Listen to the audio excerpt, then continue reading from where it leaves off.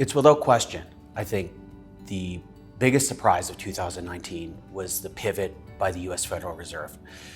When we think back to just 6 months ago, the US Fed was actually raising rates, much to the chagrin and surprise of many. Since then, they have turned decidedly dovish and now are in the process of potentially cutting rates, again surprising many investors. What surprises us is how many investors are surprised by this. The chart you were looking at shows the interest rate movements by the Fed in red versus what's expected by the market and investors in black.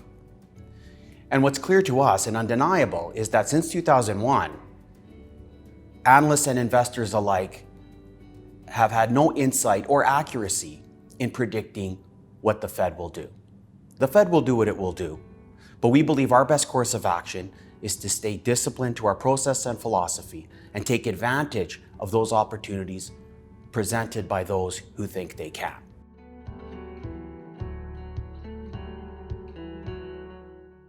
We view the US-China trade war as a battle for the top dog.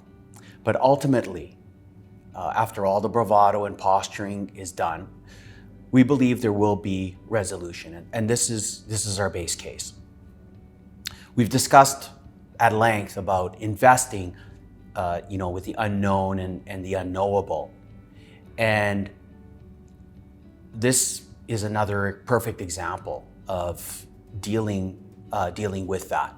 So we have companies that are dealing with the short-term pain of a trade war versus the long-term gain of doing very, very well once the trade war is resolved.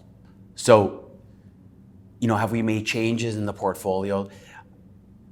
When we look at the constantly evolving risk reward, we have made some changes to free up some cash, which gives us the optionality to take advantage of the negative sentiment which prevails when investors are dealt with and are dealing with the uncertainty of a trade war, which is very difficult to quantify.